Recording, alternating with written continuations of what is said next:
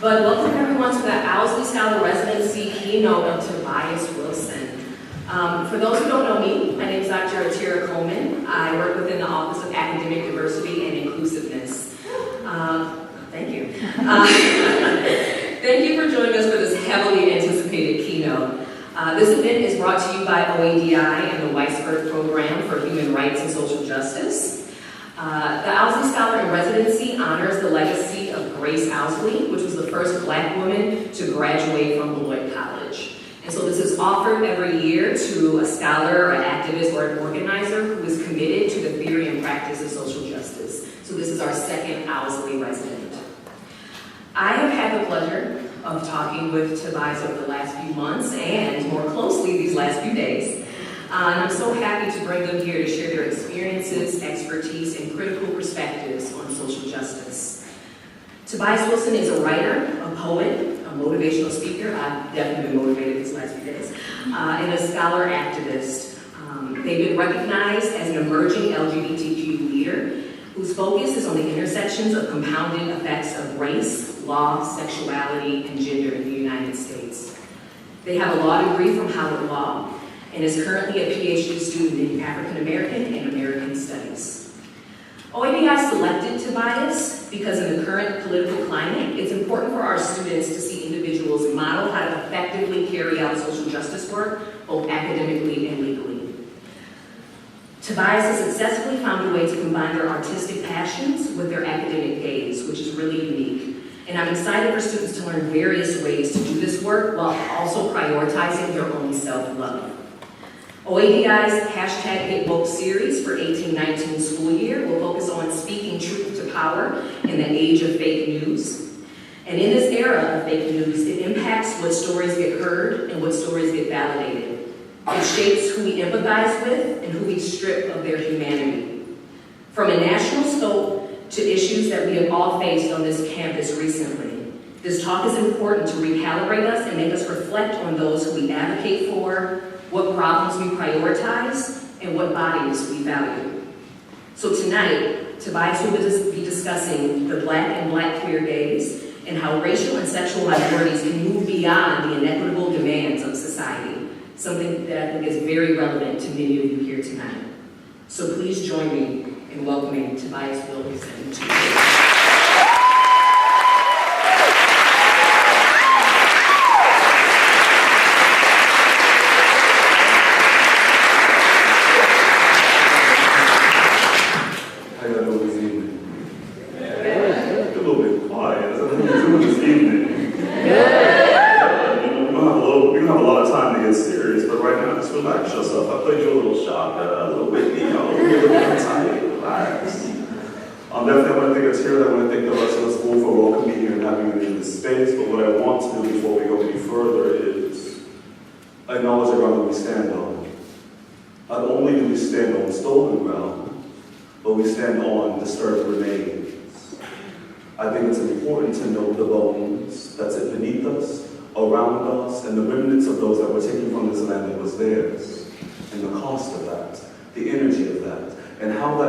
the anti-indigeneity affects the ways in which we experience this space that we are calling a schoolhouse on today. So if you can maybe just take a couple seconds to take that in.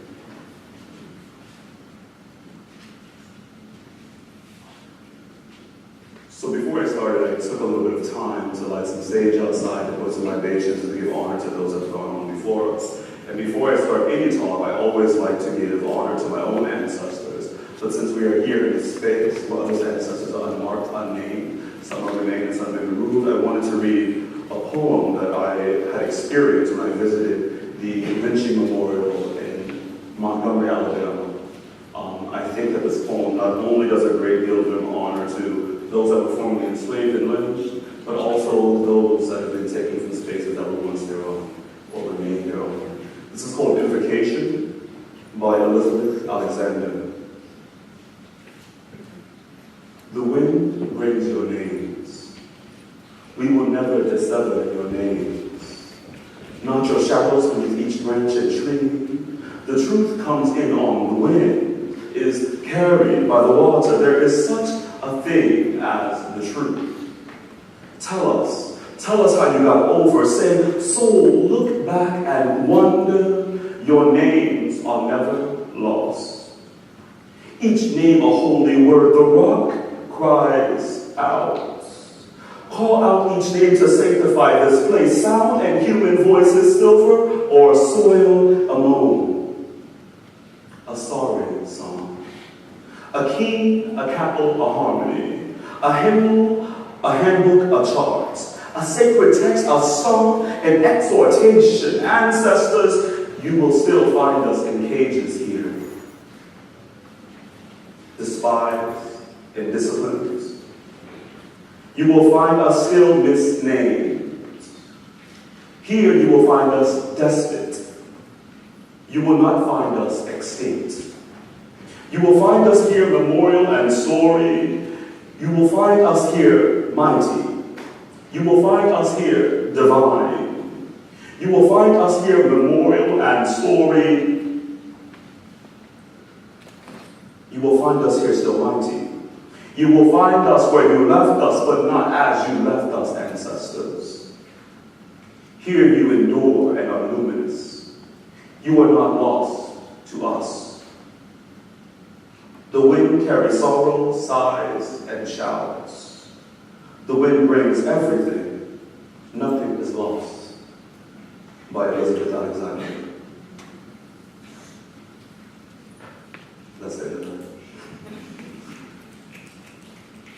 So, as we begin this piece, I want us to begin to think about critically the concepts of witnessing, memory, remembering, and testimony, particularly as they affect this land that we stand on, not just here in Wisconsin, but across the nation. I want you to think about witnessing, testimony, lashing, leashing, enslavement, colonialism, through the gaze not of those that have done that work, but through the gaze of those that have experienced it.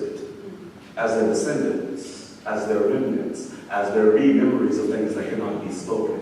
So as I go through this talk, this essay, this incantation, I want you to walk with me through this timeline that I've sketched out. And from there, we'll get to some questions and answers. Don't be afraid to snap, say yes, don't say anything, be distraught. It's all okay, so I'm about to be a little distraught too.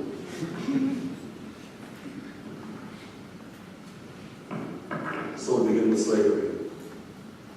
In the years since the end of chattel slavery, some 4,000 plus African Americans and/or black people in America have been lynched. Lynching refers to the extrajudicial killing of a person that is beyond the law, often but not only by hanging. These lynchings were and continue to be instances of racial sexual terror, occurring almost exclusively against black people as a way to terrorize or warn black communities, and usually involving some form of sexual mutilation. But beyond its racial and sexual nature, lynching operates as a form of social control, namely quieting the black witness to black humanity, white terrorism, and humane predilections. In short, lynching plays and continues to play an important, if not primary, role in tying the black tongue, erasing the black testimony, and obscuring the public record and experience of black insistence, resistance, and humanity. It does so while also quieting the echoes of white terrorism, sexual violence, and anti-black genocide as sports, politic, and fetish. Take a moment, just a moment, to meditate and hold and witness lynchings in moments of black insistence on dignity, being, and testifying.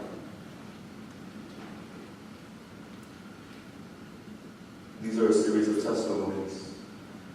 Private James Neely was lynched in Hampton, Georgia in 1898 for complaining when a white store owner refused to serve him. Nathan Bird was lynched in Luling, Texas in 1902 for refusing to turn his teenage son over to a mad mob. His son, accused of fighting a white boy, was also lynched. John Stoner was lynched in Dawson, Louisiana in 1909 for suing the white man who killed his cow. Mary Turner was lynched with her unborn child at Folsom Bridge at Brooks, Lowndes County in Georgia in 1918 for complaining about the recent lynching of her husband, Hayes Turner. Henry Patterson was lynched in LaBelle, Florida in 1926 for asking a white woman for a drink of water. Lacey Mitchell was lynched in Thomasville, Georgia in 1936 for testifying against a white man accused of raping a black woman. Ernest McGowan was lynched in Waller, Texas in 1937 for reporting a group of white men who attacked him. Emmett Till, a 14-year-old boy, was lynched, shot, and dragged through multiple towns in Mississippi before being tossed in a river in 1955. He had been accused of listening at a white woman. In 2017, the white woman admitted to lying to Emmett Till. Lynching did not, and will not, end there. And neither does our duty to defend ourselves, to defend the dead, and to defend those that come after us. Oscar Grant, a 22-year-old black man, was lynched, unarmed, lying face down with an officer on his back in Oakland, California, in a train terminal on New Year's Day of 2009. Officer Johannes Metzeler later pled not guilty to murder and was convicted of involuntary manslaughter, accidentally causing death in legal terms. Rekia Boyd, a 22-year-old black woman, was lynched in Chicago, Illinois in 2012 when an angry white man shot into a crowd. She was lynched for being present. Renisha McBride, a 19-year-old black woman, was lynched in Dearborn Heights, Michigan for knocking on a white man's door for help after she pulled herself, dazed, bloody, and confused, from a car accident outside his house.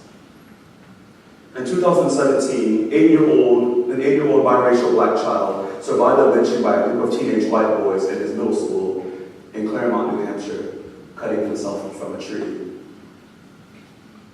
In May of 2018, Raymond Smith and Jared Moreland, both 21 years old, were lynched in Oklahoma City by 3 white men during a gun cell after racking or cocking his gun to make sure it worked, aka injecting the entry cartridges, a routine exercise in gun sales. When Keisha Wilson was found hanging in an LAPD cell on Easter Sunday in 2016, she was lynched. No one went to jail. The city agreed to pay $300,000 to the family, but failed to take responsibility. She was lynched. No one went to jail except her aunt, Sheila Hines Grimm, when she decided to bear witness to her niece's lynching to say her name to defend the dead. On May 8, 2018, Sheila, her aunt, was arrested after walking into a city hall meeting and throwing the ashes of her disappeared niece on an LAPD police chief, explaining, "That's Waukesha. She's going to stay with you," as she walked away. She was later arrested for battering a police officer. Ms. Grimm says, "I used her ashes so they could be with him, so he could feel her because he murdered her. They covered it up," she said. When asked if she had any regrets, she simply said, "No." Sheila intended to defend the dead. She intended to bear witness. She came to testify. No cost was as heavy as silence. Niggas shouldn't be going to jail for doing the right thing. But it is what it is. We're taking a stand and we're going to be there. This was said on Monday, October 3rd, 2016. These were the final 3 words of Ramsey Orta, the Latinx brother who witnessed and filmed the lynching of Eric Garner, en route to sentencing from Rikers Island as he prepared to relinquish his freedom once again. He was first arrested in what he notes as a campaign of false charges of police harassment, just 1 month after the recording of Eric Garner's death. He was arrested again a year later with his mother, brother, and sister in the same area Eric Garner was stolen. I ask you then to consider, here and now, always, already, what is the cost of witnessing and defending the dead? The dead that we know, the dead we speak of, but also the dead that you have here, have grown comfortable standing on, walking on, and collecting silently on your walls. What do we say to the inhabitants of the earth beneath us? Those that remain and those who have been removed. What type of schoolhouse can be built on the bones of the unspoken? The sites of the unseen, spiritual places turned into lawn chairs for graduation, for play spaces for the children of professors hiding in bliss. How can we think, dream, and midwife a social justice space, a space where education is the practice and the birthing of freedom, where fact overtakes so-called fake news, when we cannot honor and defend the dead and the dying in our midst?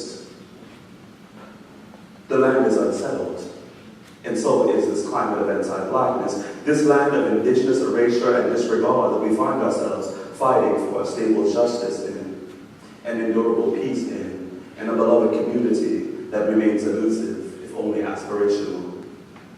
In this piece, I hope to echo the call of my friend and mentor, Dr. Christina Sharp, and proclaiming that we too must defend the dead, the living dead and the dead who walk without a material body. I want us to pause at Black witnessing as a form of insistence on Black being, a remembering of what is lost and stolen and lynched, those pieces of us that remain as testimony against schools, employers, governments, police, and individuals who strike blows against Black, queer, Latinx, indigenous, and other bodies and communities in economic, social, and corporeal terms. I want to think about Black witnessing as a type of quick work and an exaltation and example of thinking Blackly, that is thinking through embodied knowledges and experiences from slave ships to mass incarceration. Through the Black and beyond the white gaze, I also want to insert here the concept of the Black queer, existing as two colliding and oppositional identities, not as two colliding and oppositional identities, but as a gumbo of compounded and conforming realities, ontologies and ways of seeing, of being, and thinking. For that reason, Black and queer become one word, Black queer, spelled B-L-A-Q-U-E-E-R, destabilizing fixed notions of queerness and Blackness, of gender and other, of intersections and discrete identities. It functions as a unique site of testimony, of witnessing on multiple registers, of performance of self that is neither fixed or imaginary, yet always already subject to discipline. The disciplining of this witnessing works as a nation-making process. The furtherance of white mythologies of the American daydream and attendant progress narratives, while the practice of Black witnessing functions as a racial justice prosecutor of the racist American state, as we know it. However, witnessing and testimony are not simply about systems and about death. They are also about announcing right and wrong, about the insistence on Black humanity. These acts of witnessing, of testimony, of insistence happen daily without ceasing, yet the discipline continues as well. We need look no further than last week's portrayal of Serena Williams as a supersized, angry, subhuman Black being. For the curious charge of protesting disproportionate discipline by a white coach, she was fined thousands of dollars, assessed for a game, and publicly humiliated. This trespass, this crime, was not simply about the truth of her argument, but that she felt so free, that she dared feel so human to argue at all. To put this simply, her assertion of her humanity, her insistence on fairness, decency, and equity resulted in a transmutation of herself from human to beast. From athlete in perfect shape to larger than life, just like Mike Brown, beast in need of discipline, if not removal from the land of the living. The witnessing of Black women, of their own oppressions and that of other people of color, inclusive of queer and trans folk across the spectrum, has long functioned as America's mirror to the logic of those who call her Make America Great Again. And what of the site of schooling? What do we make of the university? Universities have proven uniquely skilled in teaching Black folk and non-Black people of color, as well as queer folk and women, innovative ways to hate themselves and or self-destruct quietly with grace. What is the role of witness? What is the role of testimony? Of speaking truth to power in this space. What truth can be spoken when the bones of the land are unseen and used as decoration for the comfort of the knowing unknowing? If bones and skeletons can be erased, if the products of those that's departed labor and culture can be placed on shelves as teachable, achievable moments, archivable seconds, yet always already nameless, what then can be said of the fleeting echoes of our own voices? This is the challenge of our being, to be, to speak, and to note, even when proclaimed to be anything but human, everything but present, and always ripe for consumption, to be seen as knowledge, as erotic, or as otherworldly, unhuman being. To be sure, our calling is not one simply of passive argument, and neither is it one of free labor. While Black students and other racial sexual minorities continue to exist as unparalleled sites of embodied knowledge, unspoken and unbossed, it can never be assumed that it is the duty of those closest to the pain and inequity to teach and unlearn those who unleash the power and trauma. When professors say nigger or nigga in class, it is not up to the singular or collective Black students to teach them of the racial and sexual embodied terror of their words.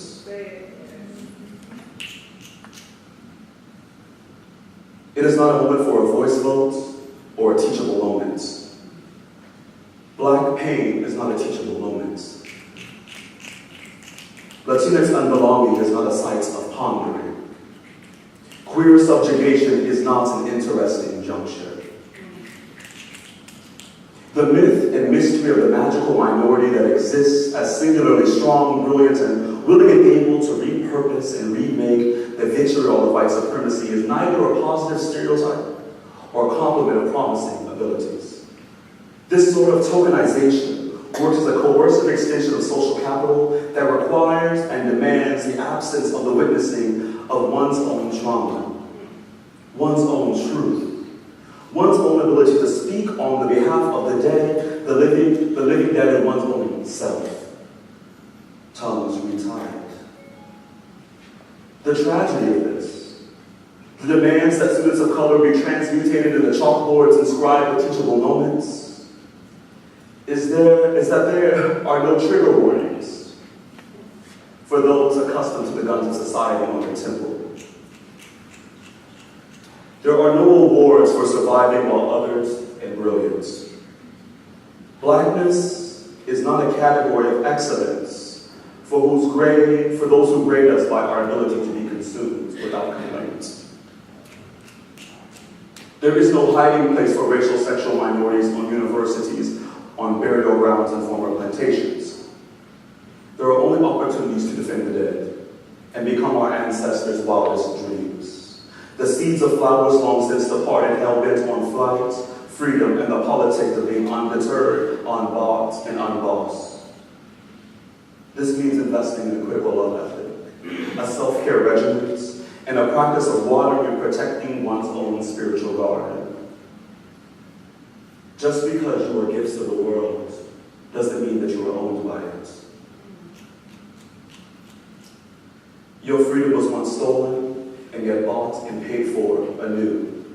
This is the freedom to exist, but more than that, to survive, to thrive with compassion, and a little bit of style, as the great Maya Angelou once said.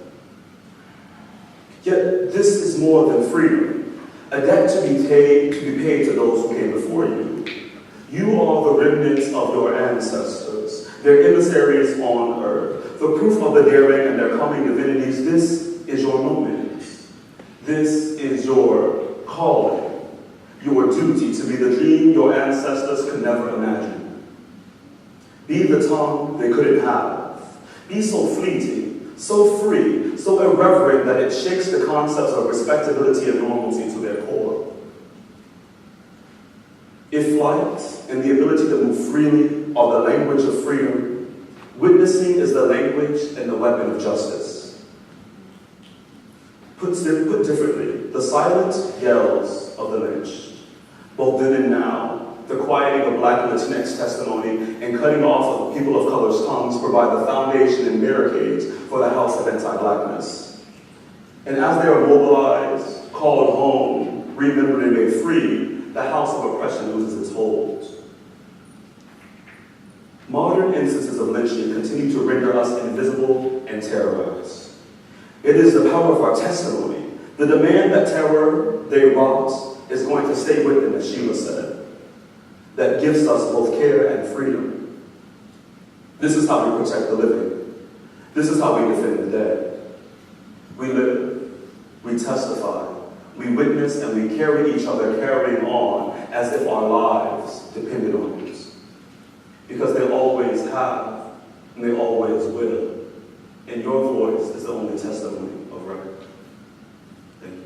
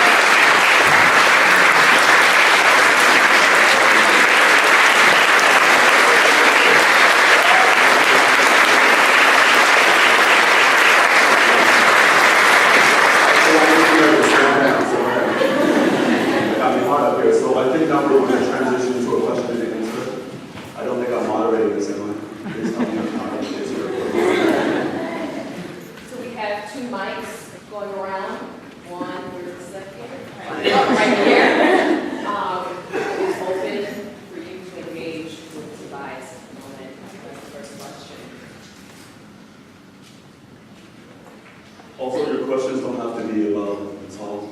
They can be about, I don't say anything, but I know that'll be academic stuff. No, it can be about most things. If it ain't right, I'll be like, nah, girl, I ain't doing that. Yeah. Questions, comments, reactions, other thoughts, feelings.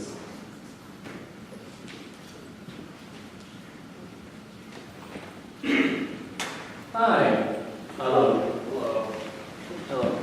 So my question is concerning something that I know my friends and I, who are queer people of color, are struggling with, which is... Can you say your name first? Adrian. Adrian, very nice to meet you, love. Nice to meet you. So something that my friends of color and I, queer and not queer, are thinking about and talking about is how to separate finding ourselves as attractive and beautiful from being fetishized. I know that's a very big question, right? I'm not asking you to solve the whole thing in one day or one month. But I guess my question is, like, what is your thoughts on that? So, like, how have you, if you have, found a way to think about it? Oh, Yes. I mean, I've been black and queer for a very long time. I think that there's two separate issues, right?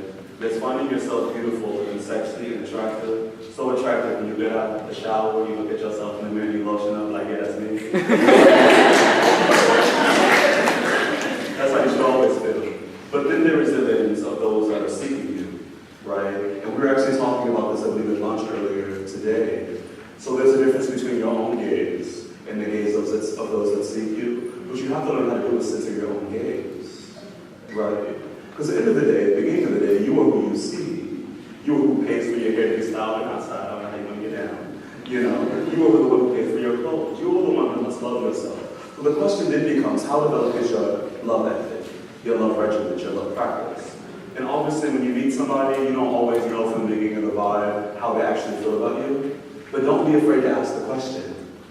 You're a beautiful queer person of color, so you get to ask the question, how do you see me? Why do you see me, and why do you seek me? Announce your purpose here. And it might sound awkward, but once you really start to look in that mirror and know how you look, and know what you got, you realize you can't let someone run away with all your stuff. So you ask why they're there, and you check their resume.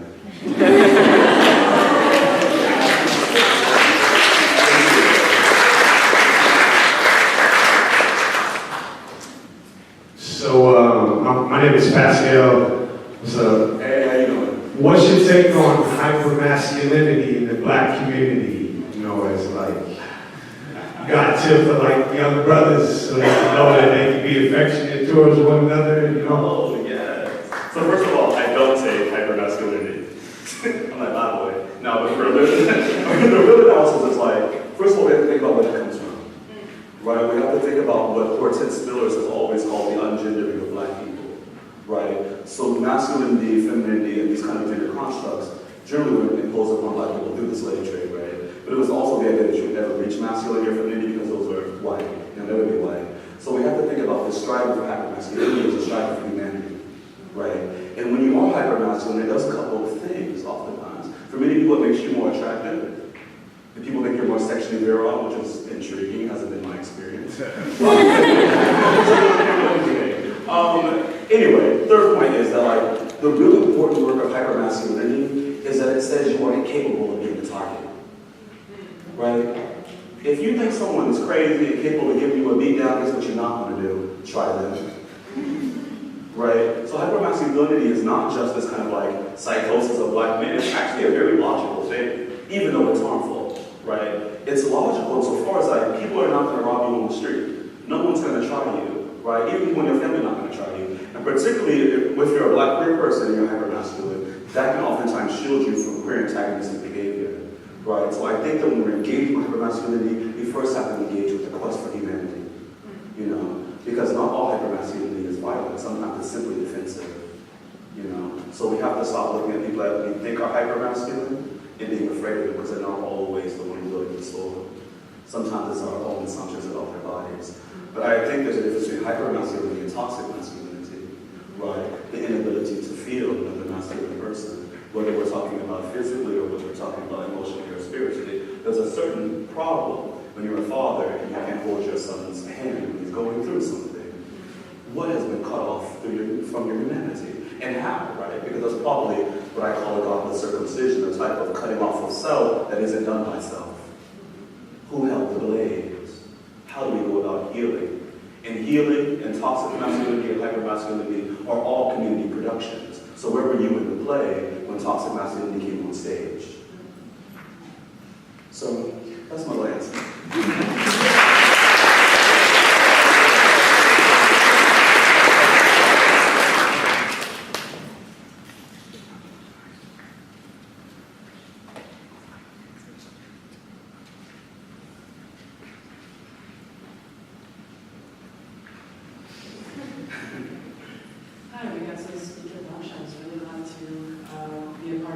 It was a really great talk, a really great conversation. In case you forgot, my name is Chloe. I remember you, Chloe.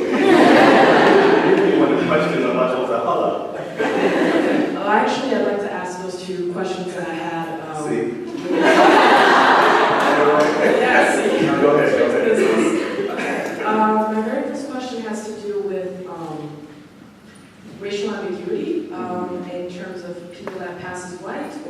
were adopted and have very complicated or maybe non-traditional racial structures around them. Mm-hmm. Is there any comment that you can put out in terms of call-out culture, in terms of how to validate those experiences as well, without, do you see where I'm going with that? I don't know how you can address call-out, but I get the rest of the comment. Are those two separate, or are those interlinked? How are you thinking about that? I would say those are interlinked in the sense that I've noticed that not necessarily just on this campus, but also on social media, it's very common for people to want to jump and try to correct the other person based on what they've said. And I will admit that in a lot of cases, this is, worthy and it's important, but as a person who is mixed and also who has friends that are racially ambiguous, I don't want their stories of blackness to be silenced just because they're white passing. They have a long history of violence as well, and that comes with its own causes. I get that. You're talking about the validity of mixed and multiracial black people's voices. How does that testimony get heard? Does it get taken up at all? And the violence of the ways in which it's disheveled. So I would just tell a quick little story. So my great-grandmother used to always tell me a story about her grandmother, Elizabeth, who was born slaves in Missouri before they escaped to Kansas. They stole a train, but that's a whole other story. But anyway, so one of the stories that my grandfather would always tell my great-grandmother is that he went to town one day and he saw his mother. And he called her name, but because she passed as white, and he was darker skinned, she could not turn around and greet him because that could have gotten him lynched. Right? So we can think about racially ambiguous and white passing black folks as having different type of maneuvering ways through anti-black worlds and also through white supremacist spaces. But that doesn't mean they're not experiencing anti-black worlds and white supremacist spaces, right? So my grandmother in that instance would not have been in danger of being lynched, but she could have been in danger of being raped from a white woman engaging with a black child in a particular way. Or worse, or maybe worse, I can't really compare those, so I don't admit that comment, but differently, she could have had to watch her own child be lynched, and perhaps her husband, and that is a type of violence too, right? So like earlier in the talk, I talked about witnessing, but there's a violence in sometimes having to be the one to witness these, what is her name? Help me somebody. She wrote Lose Your Mother, See the Subjection, City of Harmony. Yes, what she calls a scene of subjection, right? These are these types of scenes where someone is being oppressed and also unallowed to speak to it, because to speak its name is a type of terror. So I think there are a couple of things that go on in these, and this is really important, we mentioned this earlier, these kind of intra-racial dynamics among black people, and differently. Like, there's a huge, beautiful diaspora, we're all the same, go figure. And so I think that sometimes what you have is people that are seen as stereotypically clearly black, and those that are seen as maybe not black or racially ambiguous as an innate distrust of not wanting to be harmed. But I think it is our duty sometimes to say, yo, how do you identify? And that can be jarring because a lot of people are probably going to have to ask how they identify, and that can be in the front. But we actually have to be okay with clearing the land and say, who's in the room with me? And that has to be all right. We have to be okay with hearing that question, and also in asking it, because you want to know, I don't believe in safe spaces, but you want to know if it's safer. And should you invest in this person? So I think that is a big part of the problem. And call-out culture, as we spoke about earlier in Charlie's class, is very interesting to me. I think about call-out, call-in, disposability in different grounds. I think no black person is disposable, no person of color is disposable. I've never been a person of color that's trash. I think we're all unique in the creative potpourri of the universe. But that aside, I think that like call-out culture is important when you're talking about someone in a position of power. Someone that's not in your community, someone that you're not invested in calling. So you call them out because you don't want to call them into the sacred space, right? I believe that when you talk about holding people personally accountable, you can only hold people accountable that you once held in love, right? The other ones you can't reach, so you call them out because they're outside of your realm of influence. So I think that when we're talking about other black people, people of color, perhaps other people that are white allies, or also queer, also trans, or whatever it may be, also immigrant, undocumented, what have you, if you are connected, I think it is your duty first, if you love them, to call them in to love. But if you don't love them, hit them with a Kendrick song and say, miss me with that. You know? It's not your duty to save everybody, you know? And it's also your duty to not put yourself in places where people don't want to save you. No one exit the room, because all skin folks and kind folks. So what else we got going on? All these like half hands, y'all so cute. What are you scared? Hi. I was wondering if you had any advice for people on the trans spectrum that were thinking about going further into academia, just for like surviving and like being more open in that kind of space with their identity and like maintaining the courage to do it. Yeah. So I identify my gender as black queer. I can't speak to the trans spectrums that identify as trans, but what I can say is I think it'd be a mighty long road. I think that anyone who is any type of other in academia has a hard road to hoe, as I said, I can't say. And I think I would say to you is what I would say to any black or black queer person. Know who you are and know who you ain't. Think about how you're going to allow people to trust you. Think about what your borders around your sanity are. Think about how your work exists in the world and how differently your work exists in the world than your spirit. Right? Because academia is a machine, and it will consume you if you let it, particularly if you're not the average cis straight white male, right? That comes from 50,000 Ivy League backgrounds and years of clout. You're shiny, you're cute, we could show you off and then consume you, but be quiet when it hurts. But be aware, because when you know your worth, you know where and where not to enter, where and where not to step, what is safe for you and what's not, and establish your tribe. There may be other trans people, it may be people of color, it may be any type of other background you have where you're not connected to at all. But your duty is always to love yourself, to create a practice of love, and to demand that those that are in your space also share that practice. You get to demand that. You must demand that.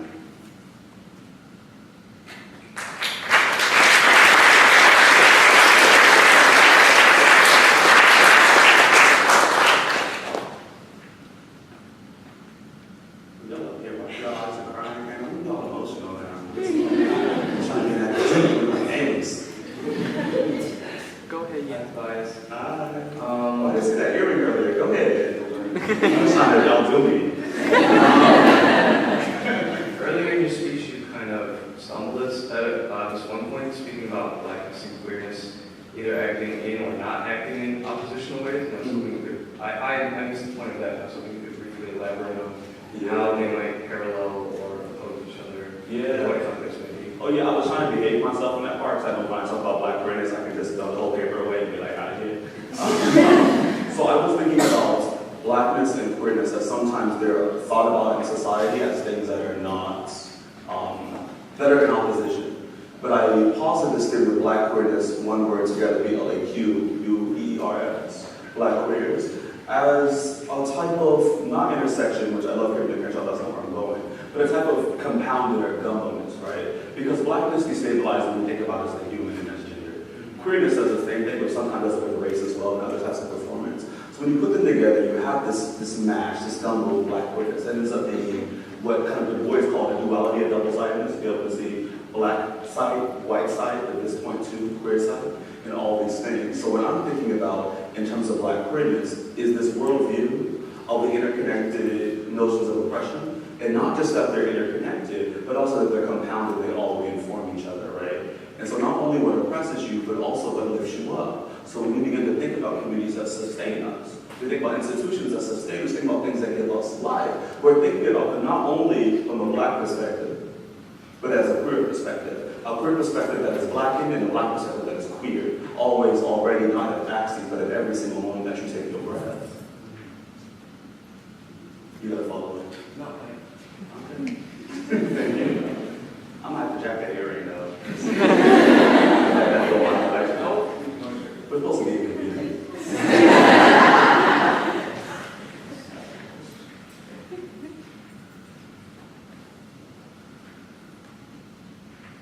All these scratching tinkles. Don't just get it right your hands. Okay. Hello. There you go. Hey. So Maria, also known as Dr. Johnson. Hey, yeah. Where am I? Thank you. Would you please elaborate on this idea and practice of love as not only self-liberation, but community healing? Because there's more inside of that, and I think that's something we've been working with in our own community here. Could you really press into that and talk about that practice? Yes. As radical intervention to humanity? Yes. So when I think about what I'm entitling a critical love ethic, I'm building upon the work of Bell Hooks' love ethic. And I'm also in conversation with Audre Lorde's old quote that waking up in the morning. It's active resistance. But I am trying to move past existence and resistance as politics. What I'm trying to move to is thriving. That every moment should be a moment of thriving. That is not to say that you're not going to have a bad day and you're like, you know what, I'm done today. I see how they come to work early, I can have time, I feel a little slack. But it is to say that in every moment you demand that you have access and the choice to live your best life, right? And that looks like you taking care of yourself always. And this isn't this kind of selfishness that we hear in like liberalism and like capitalism. I'm not talking about capitalist self-love. What we're talking about is the idea when you invest in yourself, you're already invested in your community. Because a critical love ethic is not just an ethic that says, I care about me, I love my hair, I look good, I eat healthy, I got a nice house. But it is saying the ways in which I purchased this house on this block, how does it not only not do no harm, but also how does it elevate the rest of the folks on my block or those that I want to come on into the block with me? Right? So the critical love ethic insists on your love being intersectional and compounded. Right? Critical love ethic insists on a black queer politic. So it's saying that when I enter in love, whether it's romantic or in friends or in community, that romantic love has an effect. It is in conversation with my community love. It is in conversation with my fraternal love for my friends, right?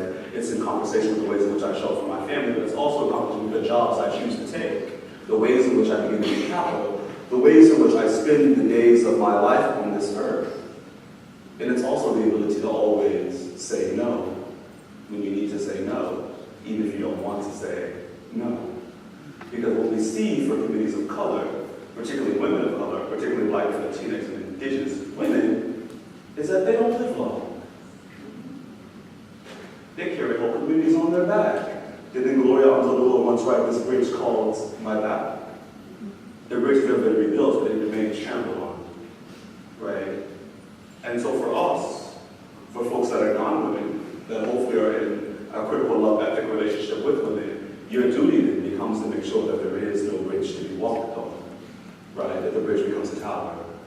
You know? So I want us to begin to think about this love ethic, this critical love ethic, as something that is not just about this kind of capitalistic self-righteous thing of bubble bath. And I'm the king of bubble baths. Like, I take a bubble bath every night. I do it in no hotel. But I have my lavender, my Malbec, I'm talking about too much. But anyway, I live like a slide from that bubble bath with my little pool looking outside. Now, the point is that that is not all it is. That love is not just affective. It's not just getting your little massage. And sometimes it's not that often you can afford it. What it is making sure that the days that you live are the best days you can live. Loving yourself means always already being prepared and demanding that you are your ancestors' wildest dreams and beyond. The things they can never conceive of. You are a remnant. You are a promise. You are a dream that was never dreamed. It's your duty to be there. And that's what love looks like. To always be great forever. And to make space for those that come next. I knew it was coming.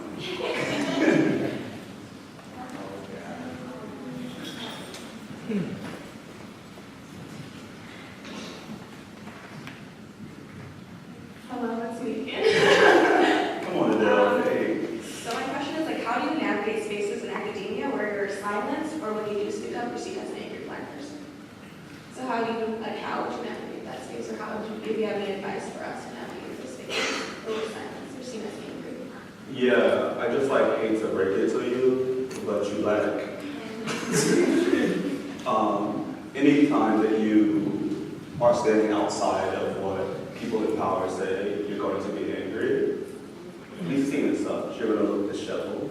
Whenever you have feelings, they're going to be seen as out of control.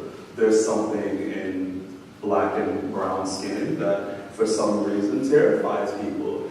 I don't think we're the ones with the delusions, but that's just what some people's eyeballs do, I suppose. But no, I think the reality is like, that's gonna happen to you, right?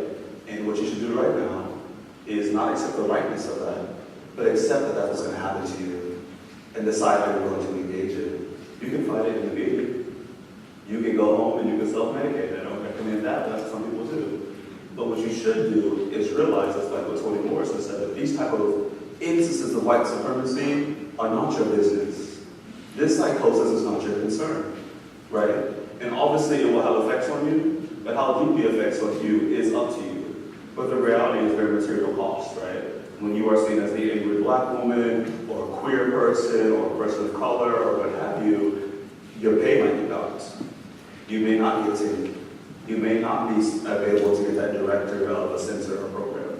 And what does that mean to you, right? So there are moments where you're going to have to be strategic, but you have to decide when a pound of flesh is too much.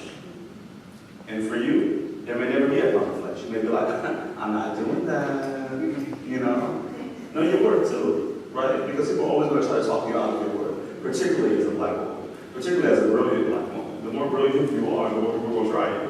So just be ready for that inverse relationship. But from speaking to you already, I know that you got this.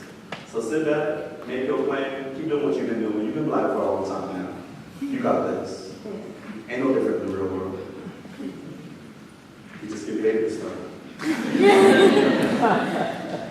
Hi, I'm Jen Esperanza, known as Prof. Esperanza here on campus. Thank you for prefacing your talk with acknowledging the space that we're in, acknowledging the bones that are here, the souls that are still on this place, because I think that's a decolonizing approach. Yes. And so I wanted your thoughts on the future of practicing this kind of decolonization, of acknowledging the ugly history, and for some folks, thinking it as airing your dirty laundry.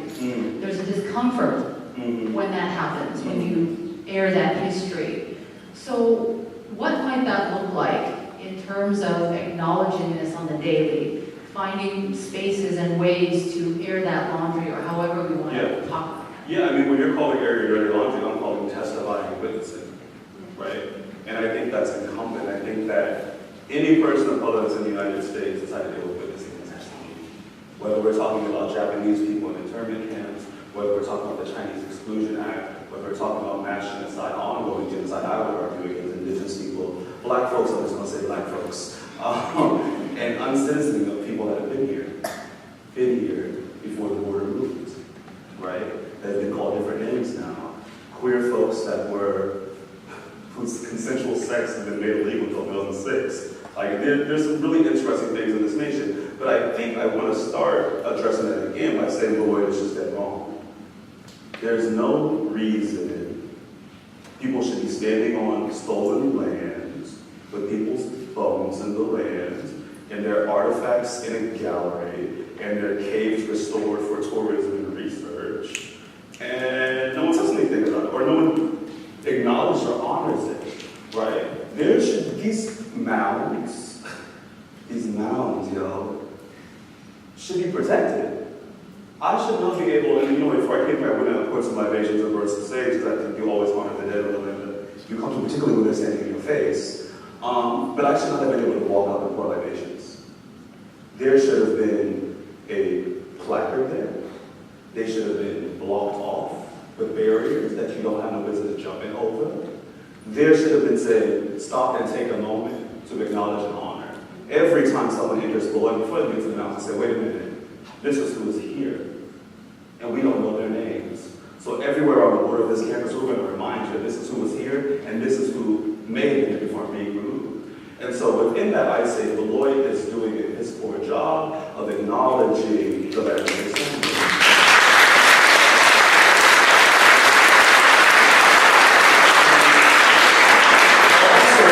I'll also say this. It's really interesting to try to have a diversity statement or a statement of inclusion. Get him. When you're standing on bones you won't speak about. If you can ignore bones, as I said before, how easy is it to ignore a voice that flees? That echoes, that seem to stop as soon as we leave this room, as soon as you close your mouth. There are mounds outside. There's a cemetery outside. I don't see no flowers, I'm from Kansas City, what do I know? We respect the dead, I guess. I think that when we talk about the daily practices, though, it is not only the acknowledgement, I think that's the first step. But then how do you put that witnessing, that testimony into action? Because when you witness, or when you testify to a story, my background is criminal law. So when I'm in court and I have a witness come up to the court, I'm having the witness for a purpose. We want to do something. Usually it's for an acquittal or to prove a fact, or it's to further, if I'm in civil law, a type of settlement, and that settlement is supposed to change the facts on the ground. So when you are witnessing, maybe the first time it's just to be like, wait a minute, something ain't right. I don't know what ain't right, but I know something in my spirit just ain't right, and that's okay too. Maybe you do a little bit more research. But once you get past that stage, it's your duty to act, particularly as scholars, particularly as scholar activists, particularly as creatives, right? Because this is the things that you work with to kind of reproduce or produce a better or other world. This is your duty. So I think that how you do this daily is to practice witnessing, practice testimony, and demand a change. Because it can't be like universities are their favorite thing. Let's have a little town hall, girl. It's not the email. Provo sent an email with 18 paragraphs that he may even read. But that cannot be the practice. There has to be timelines and deadlines and deliverables. Just like when I want my assignment on time, I want to barricade on time.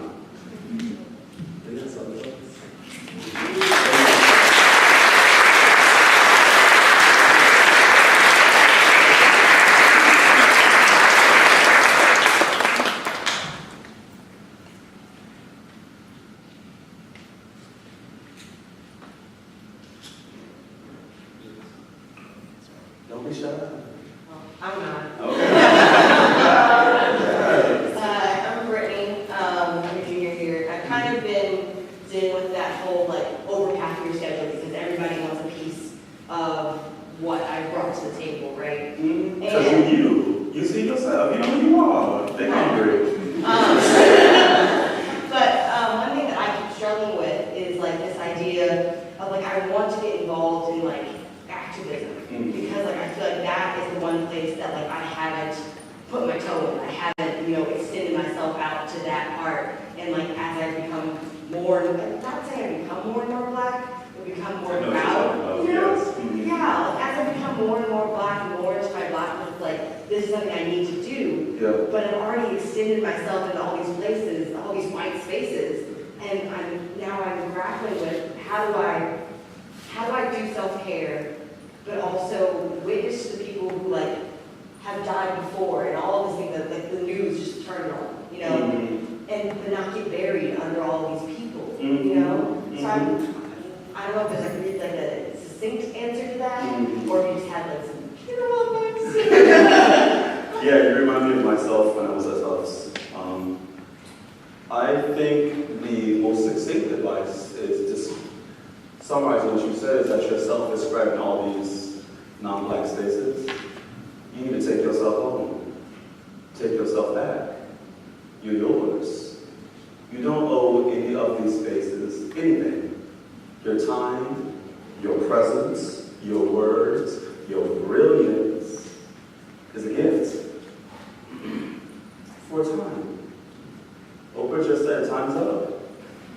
Time's up for that too. Time is now time for you to take care of yourself and take what you need, because whatever it is that you need is not being given back to you in these spaces. And I was talking to Dr. Coleman yesterday about the problem that we have with pouring ourselves, particularly amongst black folks, pouring ourselves into so many cups and never being refilled ourselves. Now, if you poured out so much you can't even hydrate yourself, baby, no, man, you know better. Your people taught you better than that. You gotta have some energy for you. You have to have some love for you. Because how old are you right now? 19. Oh, see, now look. You got a good 60, 70 years left. You done got everybody these whole 19 years. Come on home. Leave you alone, man. Don't do what you want to do. You don't know nobody nothing. And you in college, this is your free time. Remember, this institution, all institutions,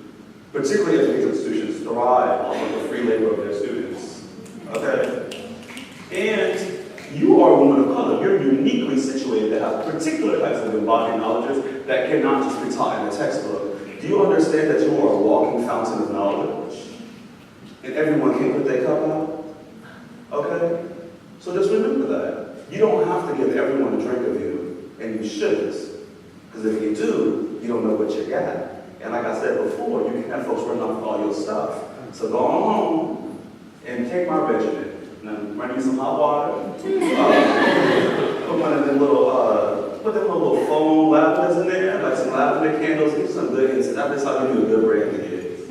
I would say some all back with you in the age, son.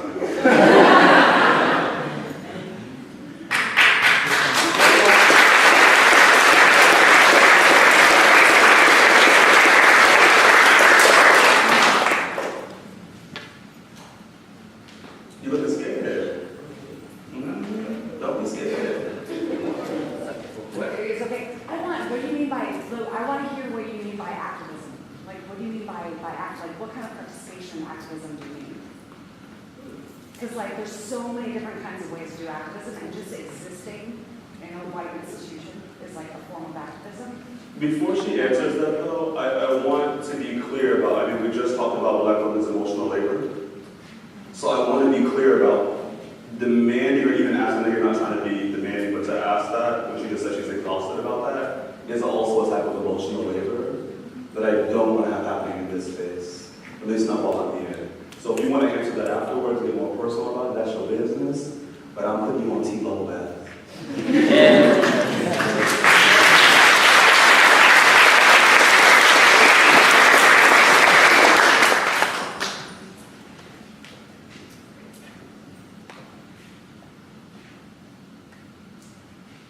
Hi, so when we usually think about like racism... Oh, you're not going to say your name. Oh, sorry. I'm Hannah. Hi, Hannah. So like, sorry if I phrase this kind of poorly, but when we think about racism, we usually think about between white people and minorities. So what do you think about racism between minorities? Interracial racism? I think that there is not racism between minorities. I'll say that. I think there is racial prejudice, and this might be semantics to a lot of people, and I think there is discrimination. And so when I think about racism, I'm thinking about systemic oppression. And I don't know any racial minority in the country that has the power to issue systemic oppression. I do think that other minorities are anti-Black. I'll say they're anti-Black people, which is shocking to me, but you know, it is what it is. But I also think that there are issues between people of color, right, which is a very interesting political phrase invented by some Black women of color at a conference in like the 70s, which I think is really useful to kind of think through. But there are issues between us, and that's real. And what I think about that is it's a damn shame, because of the ways that white supremacy continues to work, the ways that anti-Asian bias continues to work, the ways that anti-Blackness continues to work, anti-indigeneity, anti-immigration, Latinx fear works is by pitting us all against each other, right? And the way that's dismantled is actually listening. And also not being afraid to show up and say, yo, I felt some type of way when you said that. And that's scary as hell to say I was hurt. I think that minorities in particular are very afraid of voicing their harm and owning it. Because there's the fear is that once you show that you're vulnerable, that you've been harmed and you can be harmed, that someone's going to hit you even harder, right? But this is where I don't quote MLK often, his idea of the beloved community comes out, right? You have to begin to establish this critical love ethic that I was talking about before within your smaller spaces. So it may not be that you go out and you're able to solve interracial discrimination. If you do, come. But what you can do is develop your diverse friendship set here and begin to practice what it is you believe and undo what you believe is wrong, right in this space, right? And you go to Beloit then? Yeah, and someone told me that Beloit's like 30% of color, including everyone that's not white from across the east. So that's like, of 1,000 people, it's like 300 people. And that's not like a lot, you know, right? So, Lord. Right, like, Lord. So like you have a prime opportunity in this space. I think it's very necessary for the stories that I've heard from people of color here to do that work. How do we begin to exist in solidarity, right? How do we begin to exist not just in political solidarity, which is really important, but also as actual like friends, right? I think it's important for Black people to ask, why do we have any Asian friends, and vice versa. And sometimes there's some real violent stuff that happens, which is valid. But it's also to know that there are like billions of us in the world, right? And every person that did you wrong, and always going to do you wrong. So I encourage you, if you're concerned about intraracial discrimination, intraracial prejudice rather, then to go do something about it. Go love someone that don't look like you. Intentionally create those friendships. You know what I mean? It's a little scary. It's hella scary. And it can be annoying sometimes, and then they fail in your face. But you should do it, because that's the world you want to see. And the world you want to see is the world you must first try to make life. Other folks? I mean, I don't think you're here, you might have a mic, so we got one more. Okay. Go here, there, and you. How do you navigate wanting to call people in, but also not becoming like a token? In a way.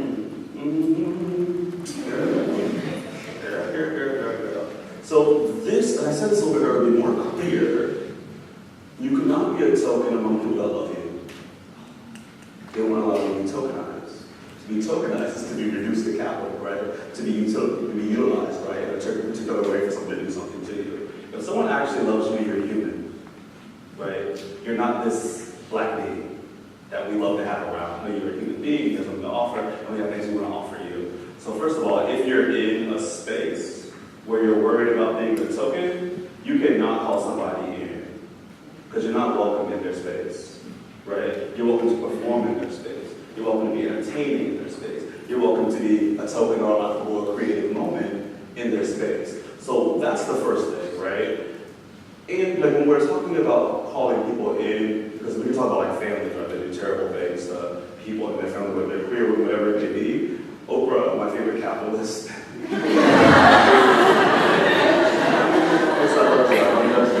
Anyway, Mother Oprah has this video on YouTube, and she's talking to a sister that asked her a similar question that you just asked me. And the sister was like, yo, I love my family, I love my friends, but people be doing me wrong, what am I supposed to do? And Oprah says, wait a minute, baby. What you have to do is love yourself. And sometimes you have to divorce your family. And do it with love. Say, you know what, right now, girl, I got to let you go until you know how to treat me. But when you're treat me, come on back. Right? And I found that when you divorce people with love in that way, they come back and treat you a little bit better, and they treat themselves better. Just a little answer. Hello, thank you so much for speaking. The moment you started speaking, I can feel your love. And I guess my question is, well, I aspire to be as loving as you are, and I'm not in that place right now. And I guess my question is, how do we heal from being tokenized when we do not know better? When I find out, it'll be the first I call. No, I think that like one, for me, it's been realizing, I keep saying like a broken record, realizing my own work isn't what I bring, not to the table, but in any space. I know the moment I walk in the room, I change space, baby. Okay? And you might have to compensate me for that. And I'm talking about the but I'm also talking about really trying to feel with love. Right? And I think I know there have been many times people I've dated, people I've fallen in something like love with. Because if they're treating like that, it ain't real love, it's infatuation, let's not kid ourselves. That have tokenized me. And I've had friendships even this year that I've had to like cancel for tokenization, right? And so this is something that you have to learn how to spot and detect like any other type of danger, right? And you're not always going to get it right the first time. But when you know that it's out there, then you're not shocked by its arrival. Sometimes you'll be a little shook. But your security comes in the love of yourself. Like, oh, this person is trying to tokenize me. It's like an old quote by, I can't remember anyone's name right now, she wrote there, Zora Neversky, right? What she said? She said, why would anyone deny themselves the pleasure of my company? Talking about white racists. And to deny yourself my company means you must be delusional. And you ain't got no sense. So you shouldn't be in my house, okay? And so that is a type of politics, a type of radical self-love that you must have. The idea that someone only wants your performance for a stereotypical or kind of little section of you, a circumcised piece of you, a pound of your flesh, they don't deserve you. That should be insulting. Don't be hurt. Be glad they announced who they were. Take some time, but you'll get there.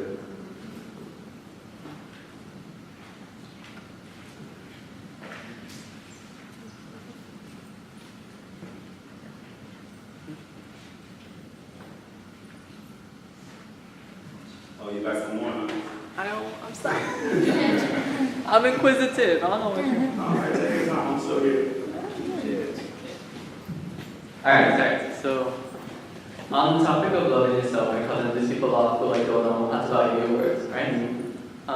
So I wonder then how you balance that with also making change, because my worry for myself at least is that everyone cuts this person. I'm thinking about how to phrase this. I have a lot of thoughts. I'm trying to. Go ahead, take your time. You got the mic. So let's say it is someone who says something ignorant, right, towards me and about me. Yeah. I can either choose to tell them or cut them out or just ignore it for the moment. You know, I have my options and it is up to me to choose what I do. Right. My struggle is how, I don't know, I sometimes feel guilty. I feel like I have to teach them. Otherwise they will go on and hurt someone else. I'm sorry, what you said? You had to do what? I don't have to teach them. You're right. All right. See, I don't know how to phrase this correctly. That's what you mean, it's okay. I understand I don't have to teach them, Yeah. right? I understand that that's not my job, that's not my obligation. I didn't come with a certificate that says you must teach all the white people how to behave. So what do you want me to say?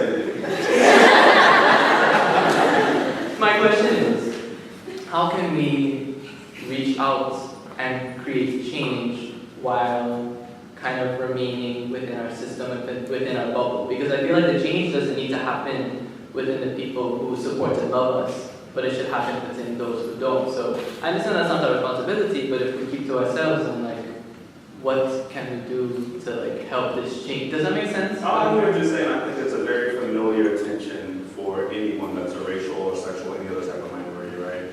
This idea that like, you know what, it's really dope to be in my community and not to deal with no BS. But also, like, what about the world? This is never going to change, and it's just going to be in this space. So, the only advice I have for you is, like, you're going to know when you get sick and tired of it. Like, it's going to exhaust you one day. And there are literally some people that are just made to kind of be the kind of, like, racial or sexual diplomats. Like, they go around and kind of, like the whispers.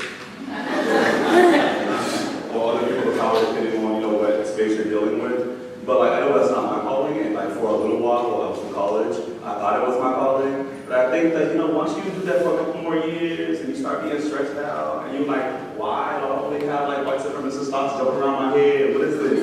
Then you're gonna know, right? So there, I don't have an answer for you. The answer for you is gonna be time, when you get tired. You know, as one of our old favorite black actor famous said, I'm sick and tired of being sick and tired. When you get sick and tired of being sick and tired, don't stop. But right now, you got some energy, so you go ahead and whisper a little bit. Somebody got to do it, I guess.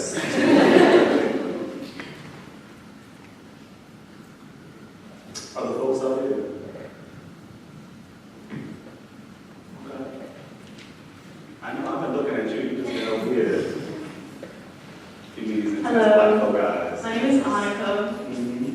So sometimes, well, I know now, after years and years and years, that it's not my responsibility to teach or educate anyone, but sometimes I find myself being suffocated by ignorance.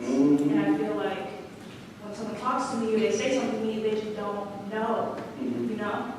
Yeah. How do I breathe? Oh, why do you do this to me, girl? You're over here trying to have me, I got asphyxiated. Okay, so I think that is a really dope question. Bell Hooks says that white supremacy and racism are the small that we all breathe that suffocates us slowly. The idea of breath has been very prominent in the news and in Black life ever since Eric Garner, even before that I can't breathe, but also with the lynching of Black bodies. The lack of breath has always been the conditions of Black death, right? So I think that's a really interesting and important question. But you have to be careful in the space that you're trying to breathe in. So there's one thing about encountering ignorant people, and there's between encountering ignorant people and white supremacist people. It's like I met, the other night I was at minding my business, trying to have a dirty martini, get myself together, breakfast, we'll talk, or what have you. And this little white man named Frank came over. Frank, I hope you're watching this, bro. Anyway, Frank came over. Frank is from Iowa, and he used to raise hogs. So over here talking to Jesse, one of those professors, and we going back and forth. So Frank just said, "Is anyone sitting here?" I'm like, "Sure, I don't know if I sit here. There's somebody chicken." Lo and behold, it's Frank's chicken.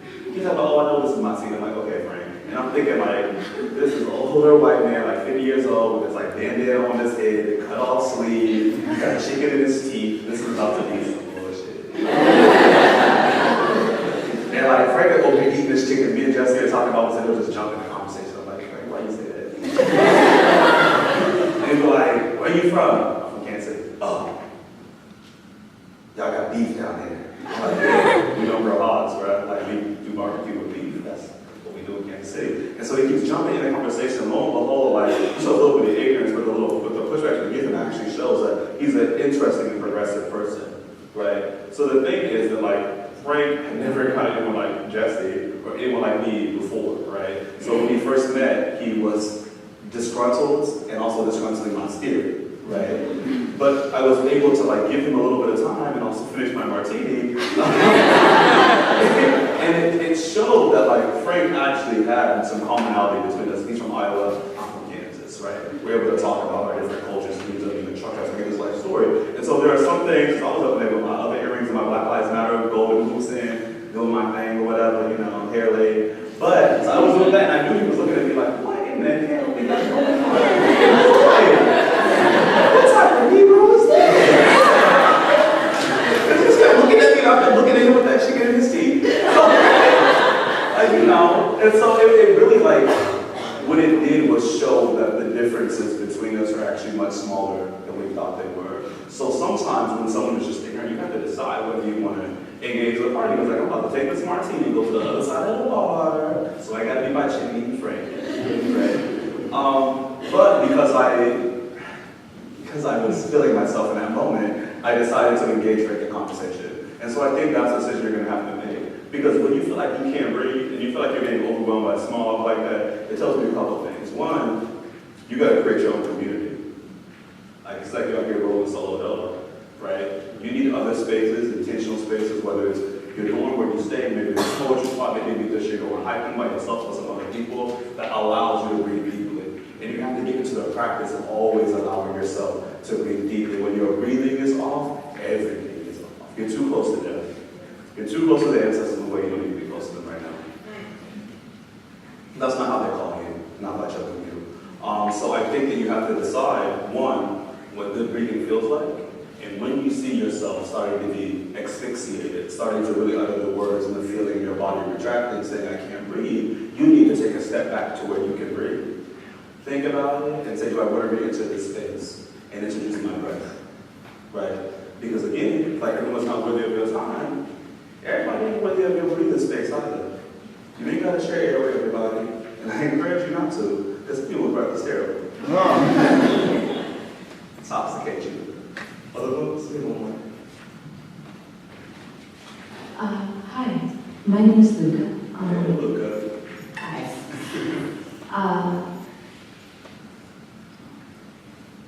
This question, sorry.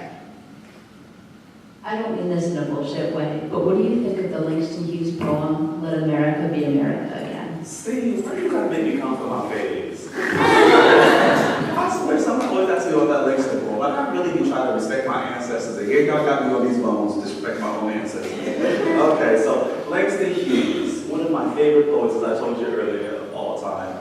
That poem is a hot mess. It's just a hot mess. And growing up, from Kansas, Langston's also from Kansas, we don't write it off in the Midwest. So, Langston's also from Kansas, from Lawrence, Kansas, maybe an hour from where I live in Kansas City.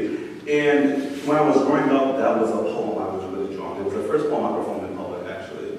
That Let America Be America Again. Let it be the dream that used to be the dream for those. Right? And I think what Langston was doing with that poem, even though I think it is problematic, I think it really is a political device.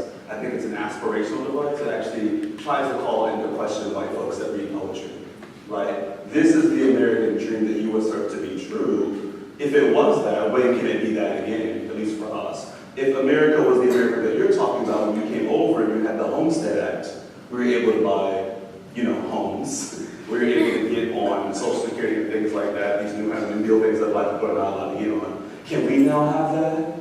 Can it be that generous America again? Can we be a part of this American dream? Those that were here to change and were dreaming, this nightmare that is now ours, our inheritance. So I think that if you read it like a straight, literary, if you read it like straight as it's written, it can come off as really BS and problematic. But I want to give Langston, because I know his other work, his dues, and imagine Let America Be America Again as a public critique in the vein of Claudia Reagan. Thank you. Hi, my name is Deja. You briefly touched on the idea of like a loving divorce from family. How do you do that with a combination of ignorance and prejudice? Oh, yes. I know my mama watching, so she's gonna be mad. I had to divorce my mom one time, and it's so terrible, but I had to, because I was like, Latoya, we're not doing this today. So when I came out, I was 15 or 16, and I got a scholarship to New Mexico, went to this like really ritzy boarding school, Nelson Mandela School, BWC, and this is a hot mess, I can't even tell this story right now. So my mom did not know I was leaving yet, and I was like, my best friend Chad, and he watched this too, was like about to pick me up, drop me off at the airport, and like, my mom would put up on MySpace, yeah, I'm a little old now, I guess. And she was like, your MySpace says that you're bi. And I was like, peace, Mama Chad outside. Off to the airport, it's been real. And so like, while I was there, my mom, who never ever, I guess my mom in the church before, was like, and you pray to God and get saved? I was like, girl. But every time we talked, it came back to like, you need to be saved or you're going to go to hell. And I know my mom was not a religious person, but I knew that she actually did fear for what she thought was going to be my eternal damnation. It wasn't that she hated gay people. She was like, her son is not going to hell. Right? And that's a very real thing. And I appreciated that I could hear the love in her voice, but that love, the way she was practicing it, was toxic for me. So I told my mother, until you can accept this, until you can find other ways to demonstrate your love for this harm that you fear for me for, I cannot talk to you. Like, don't call me, girl. Don't email me. I just cannot, because no. I would rather be alone in my self-love for my sanity than be battling whether I should exist in the way that I am with you. Don't you think I battled enough by myself before I got here and told you? Do you know what it took to see you read that and to tell other people who I am in this moment? And like back then, gay sex just became illegal the year before. Like, it just became legal rather the year before. So it's like a really interesting time. So for me, I love my mother. And so for me, I had to give her the opportunity to grow. And I told my grandma, I was like, Grandma, your daughter, I need you to do that because I can't. My grandma will admit, because I cannot do that. And my grandma is much more progressive than my mother. And so she did that work. And now me and my mom are like best friends, So you got to give people time. You don't have to give them time, actually. But if you choose to divorce them, right, with that idea that, I love you, and come back when you know how to love me, and you give them that time, oftentimes they'll come back. But don't sit and wait for them. Keep moving in your life, in your destiny. Don't let the dark cloud come over your sunshine, girl. I'll be there. Thank you. I actually have a question. Okay. Hi. So a lot of us here take classes where we learn about our ancestors, and a lot of it is kind of new to us. We're learning this for the first time. Yes. So how do we deal with the emotional labor and the trauma that we experience from reading how our ancestors were kind of brought up in that sense, if that's a nice way of putting it, right? Yeah. So how do we deal with coping with that, especially if we want to go further deeper into academia, where those topics get more intense? Yeah. You create networks of friendships. And you don't just hold what you learn here because, university teach you so many dope things you have to reach to learn on your own. But oftentimes only half the truth, right? Because every professor, no matter how dope they have, has their own bias or has their own specific type of training. So you need to learn your ancestors' truths for yourself, through yourself. So I would always say, number one, take what you learned in that classroom and also learn it again at home. And not just like at home in your dorm room with your friends, but you should create that network of a learning intellectual community amongst other folks that share your identity, or those that have ancestors that have belonged to similar roots. Not always the same, but similar roots. And then secondly, bring what you learn home to your mama now, right? Because they're not here at this school with you, but they're also still there, kind of the intergenerational traumas of that truth that has not yet been spoken to them. You better let people know how they got to where they got so they don't beat themselves up for being where they are, right? So I think a couple things happen. One, when you're in that class and you feel this type of way, you didn't pay to be here, feel this type of way. Professor mad you in tears, let them be mad. This is your classroom, this is your seat that's been paid for. This is your time, this is your degree like anyone else's. So just when you see someone at a stone cold phase, when they're talking about the oppression, the rape, the colonization, the genocide, the enslavement of your multiple ancestors, being a Puerto Rican and Puerto Rico sister, right? When they have that stone cold face, they take up that space, you have the face that feels the way that your ancestors were not allowed to feel. You be the testimony. You be the example, you be the remnant. If you feel like you have time and space to do that, sometimes you don't want to do that labor. But I don't want you to think about feeling as labor. I want you to think about teaching about that feeling as labor. You can be a hot mess in the classroom with snotty nose or whatever, and not take the time to teach. You're not the professor, like I said before, you have a PhD. You let the PhD, like it's a paycheck, handle that.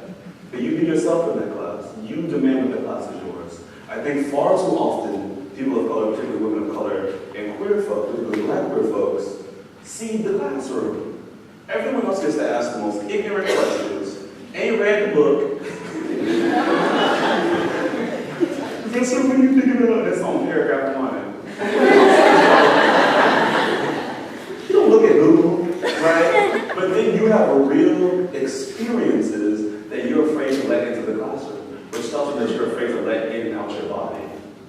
Let your ancestors be present. Don't deny them the time that they gave you. I think that's your duty, and that's the type of witnessing and testifying that I'm talking about. Not this duty to teach what you're feeling, not even the duty to explain what you're feeling, but the freedom to allow yourself to feel. Our folks have never had that, demand that, particularly here. They need it. Other folks?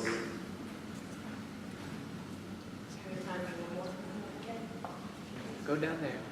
Keep going. Oh yeah, you've been acting scared. Come on, man. Okay, my periphery getting scared, making me scared. Yeah, I have been scared. I mean, hiking is nice.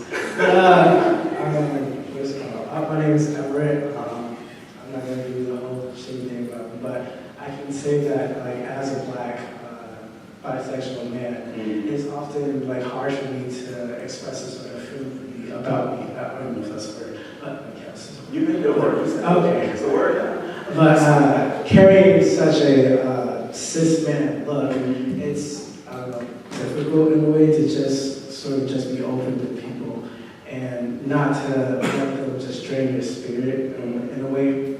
I was just talking with Terry about this like earlier today in terms of like the whole reference with keeping your cup full and keeping it full for yourself and not necessarily for others. Yes. So I don't know, just like reflecting back on that and you being here, I don't know, has given me a bit of like, courage and like sort of a stepping stone in my life to, I don't know, just become more mature with just feeling myself more out than I did before.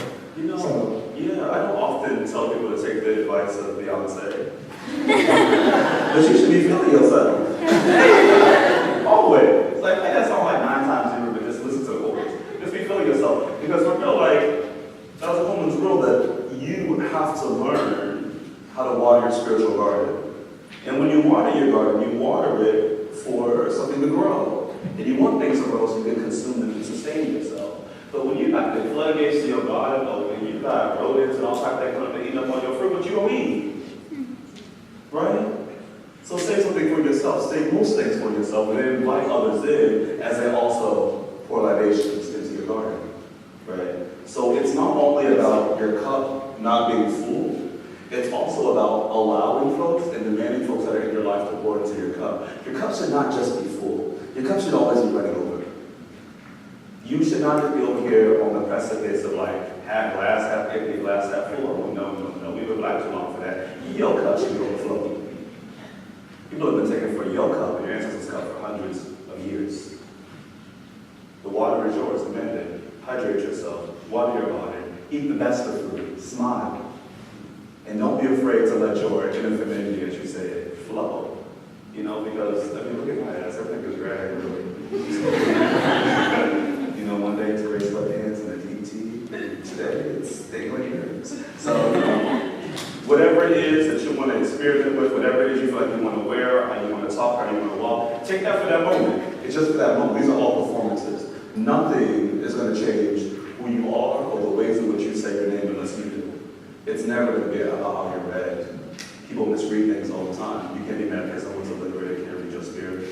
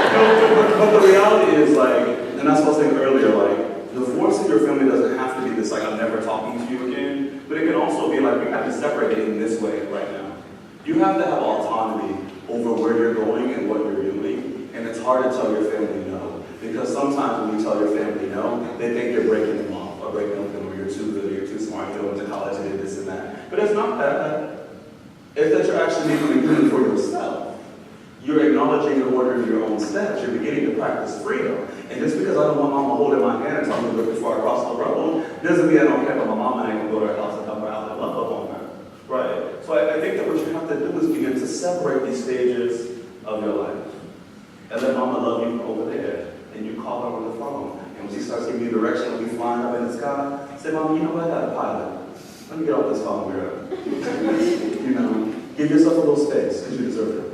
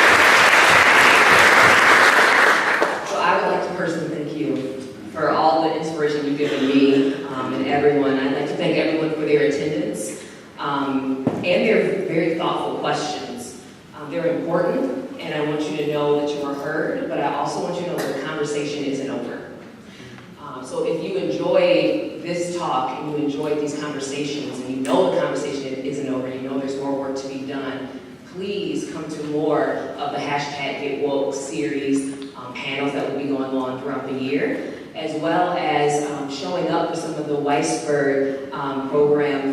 human rights and social justice series that's also going out throughout the year. Please pay attention to your emails, check them.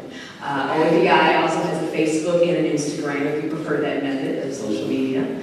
But truly, thank you. I'd like to thank all of the OADI student workers that make this possible to be.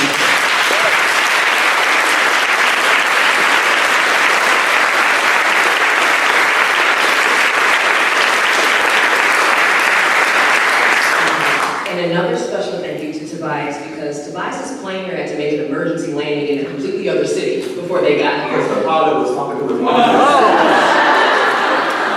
So, full circle, self-care is important. You gotta pay attention to the pilot and what you can and can't do. Thank you, and I hope all of you have a wonderful